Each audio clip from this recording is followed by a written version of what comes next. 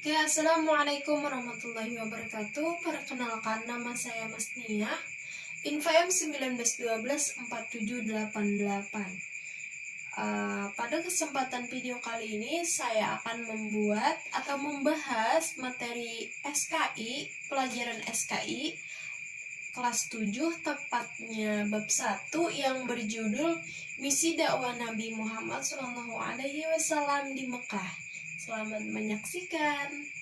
Kita akan membahas mengenai misi dakwah Nabi Muhammad SAW di Mekah, yang mana pada misi ini kita akan membahas ada 5 poin. Nah, yang pertama ada poin permulaan dakwah Nabi Muhammad, kemudian prioritas dakwah Nabi Muhammad, kemudian respon masyarakat Mekah, bagaimana respon masyarakat Mekah terhadap dakwah Nabi Muhammad, kemudian tantangan dan rintangan yang dihadapi oleh Nabi Muhammad saat berdakwah, dan yang terakhir adalah modal kesuksesan yang dimiliki oleh Nabi Muhammad.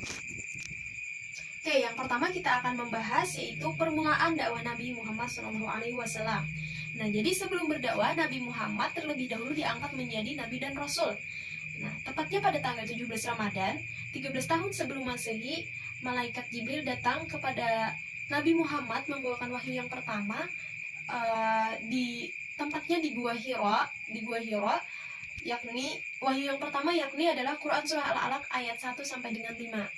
Nah, kejadian ini atau turunnya ayat itu, wahyu pertama itu juga disebut sebagai nuzulul Quran. Nah, kemudian yang kedua, bukan yang kedua ya, namun setelah turunnya wahyu yang pertama, lalu turun lagi wahyu yang kedua, yaitu Quran surah Al-Mudaththir ayat 1 sampai dengan 7. Nah, berisi perintah untuk Nabi Muhammad berdakwah. Nah, jadi pada saat itu Nabi Muhammad pun berdakwah secara sembunyi-sembunyi, yang mana pada awal atau periode awal dakwahnya Nabi Muhammad mendakwahkan ajaran Islam itu kepada kerabat dan sahabat-sahabat dekatnya. Jadi pada periode awal dakwah Nabi Muhammad, yang pertama masuk Islam adalah istrinya, yaitu Siti Khadijah. Kemudian sepupu beliau Ali bin Abi Thalib dari golongan anak-anak. Kemudian Haris bin Zaid bin Harisah, itu golongan budak. Kemudian yang terakhir adalah Abu Bakar sebagai golongan laki-laki dewasa yang masuk Islam. Kemudian pada masa dakwah Nabi Muhammad pastinya tidak berjalan mulus. Nah, saat itu ada yang menentang, banyak orang yang menentang. Nah, bukan hanya orang luar, namun kerabat dekat beliau pun ikut menentang. Siapa yang menentang? Yaitu pamannya sendiri.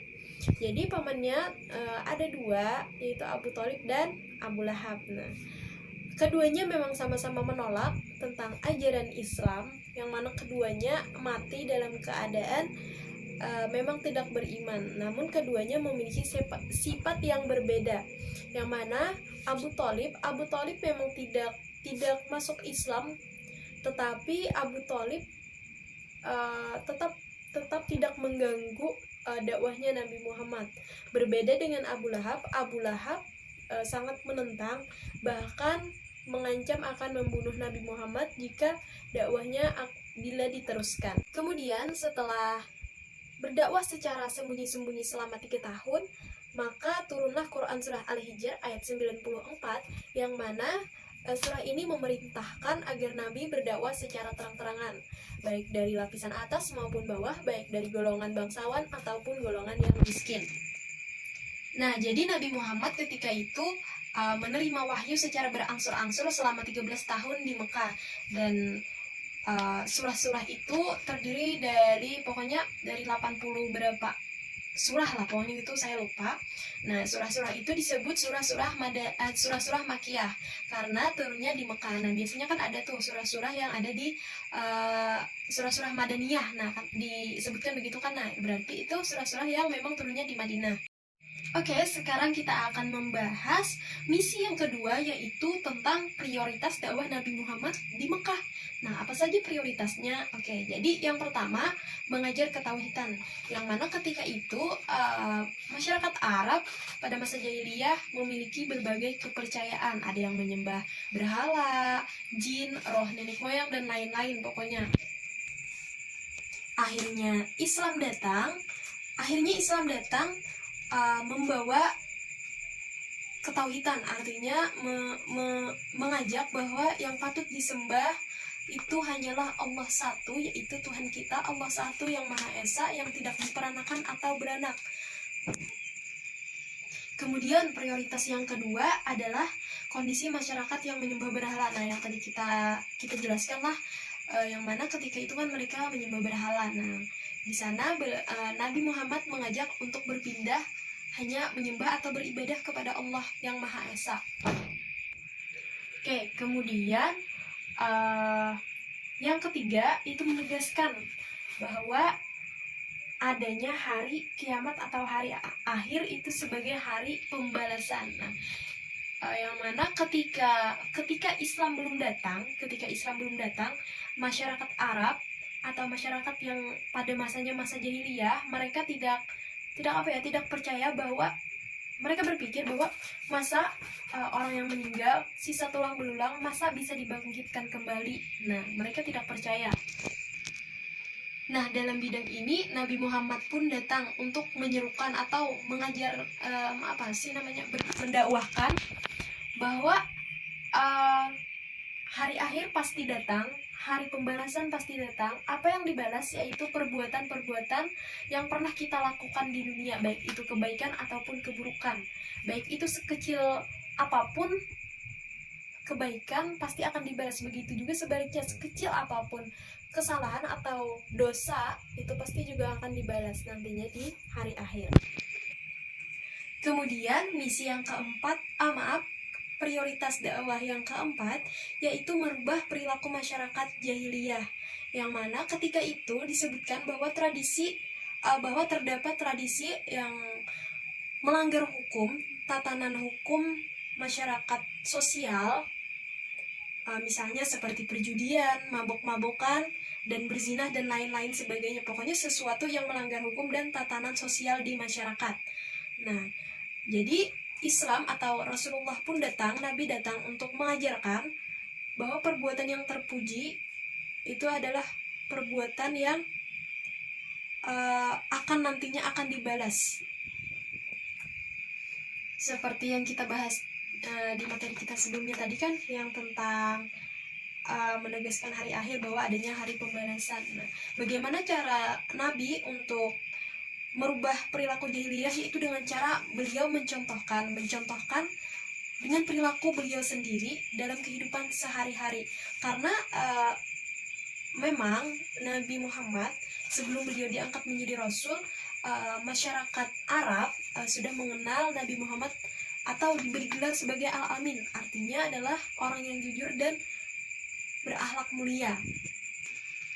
Dan yang terakhir, prioritasnya adalah mengangkat dan melindungi hak asasi manusia. Hak asasi seperti apa sih? Nah, jadi sebelumnya masyarakat Arab, masyarakat jahiliyah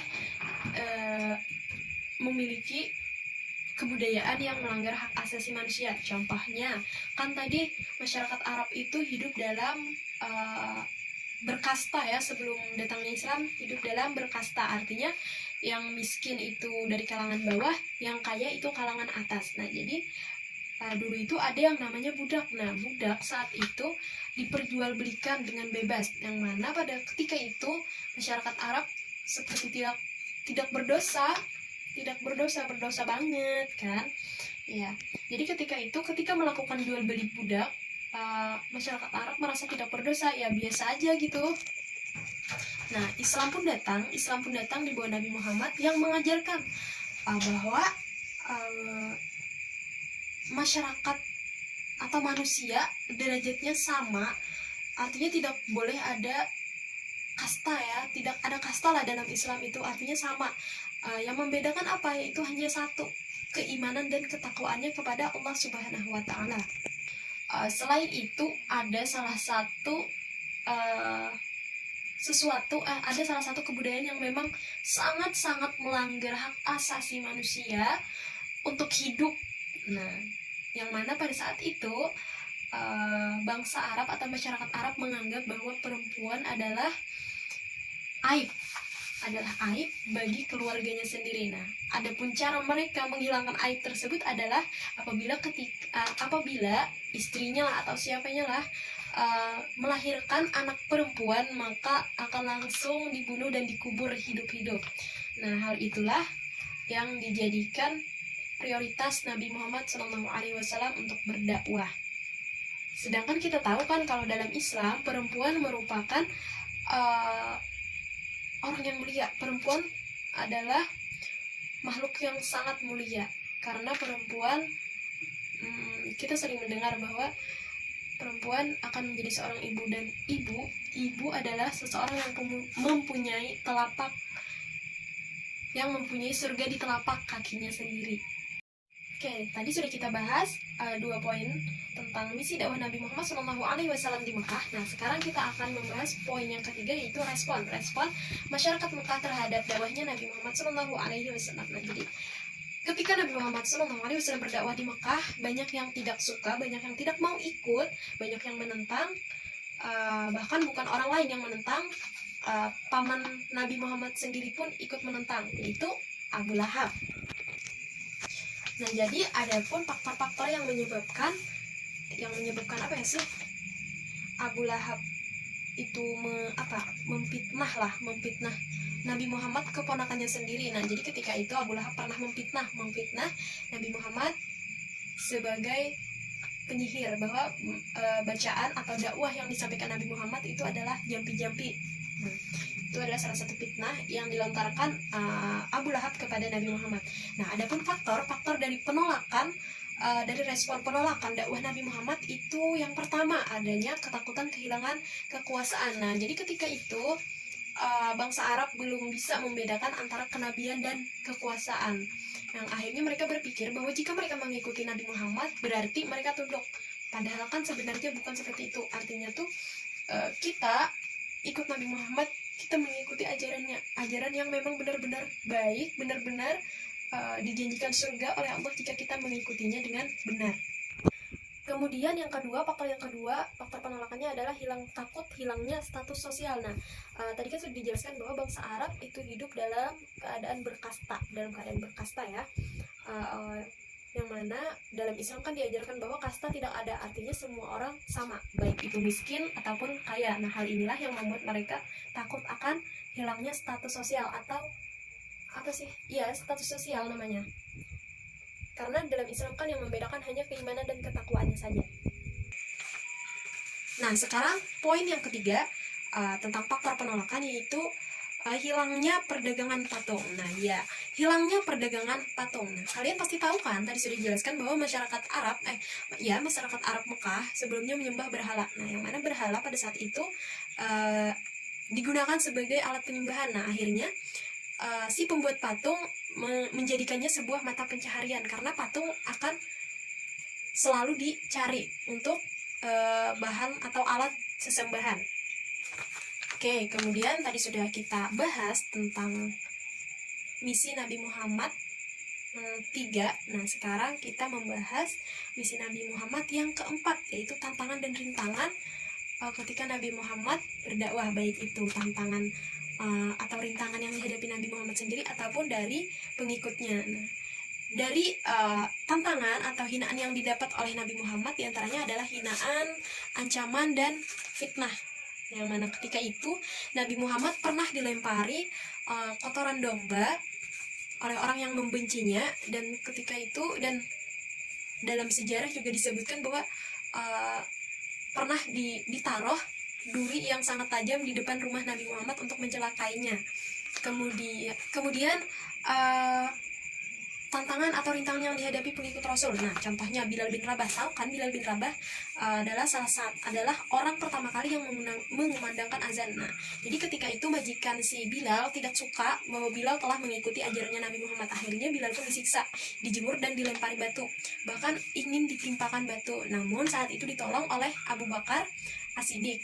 Yang mana ketika itu Bilal bin Rabah ditebus dengan harga yang mahal, atau dibelilah bahasanya, karena kan Bilal bin Rabah saat itu adalah seorang budak. Kemudian tantangan dan rintangannya adalah godaan dibujuk dengan harta, wanita, dan kedudukan. Pokoknya sesuatu yang apa aja sih yang kita mau, asalkan Nabi Muhammad berhenti mengajarkan dakwah akan diberi. Namun Nabi Muhammad tetap menolak. Nah, yang kemudian pengasingan atau pemboikotan Bani Hashim dan Bani Muthalib. Jadi hal inilah yang sangat menyengsarakan kaum muslimin, karena saat itu orang kafir Quraisy dengan orang kafir Quraisy sangat dilarang keras untuk berhubungan atau berinteraksi dalam urusan apapun terhadap orang muslim, baik itu dalam perdagangan atau apapun. Artinya tidak boleh, misalnya orang kafir mempunyai beras, tidak boleh menjual beras kepada orang muslim tersebut. Artinya tertutup interaksi, tidak boleh. Karena dalam pagar pintu utama kota Mekah itu sudah ditempelkan pengumuman kertas yang mereka tahu akibatnya apabila melanggar hal tersebut. Nah, tantangan yang terakhir adalah tentang mempengaruhi. Oke, sekarang misi yang terakhir. Yang terakhir adalah modal atau sesuatu yang dimiliki Rasulullah ketika beliau berdakwah. Yang pertama ada sabar. Nah, kalian bisa bayangkan bagaimana sabarnya Rasulullah dalam menghadapi cacian, hinaan, dan bulian lah ibaratnya, yang mana beliau pernah dilempari dengan kotoran domba, pernah ditaruh duri yang sangat tajam di depan rumahnya untuk mencelakainya. Namun Rasulullah tidak pernah membalas ataupun pakai mulut aja tuh cekcok pakai mulut aja beliau nggak pernah, pokoknya sabar lah. Kemudian yang kedua, beliau sangat giat dan ulet dalam berdakwah. Kemudian yang ketiga, beliau berakidah yang sangat benar dan kuat. Beliau sangat yakin dengan janji Allah. Kemudian beliau memiliki akhlak yang terpuji, dan pada saat beliau menjadi nabi pun sebelumnya beliau sudah mendapat gelar Al-Amin. Artinya beliau memang sudah baik dan sangat jujur kelakuannya. Oke, sampai sini dulu penjelasan materi SKI tentang misi dakwah Nabi Muhammad SAW. Mungkin salah hilap mohon maaf. Wassalamualaikum warahmatullahi wabarakatuh.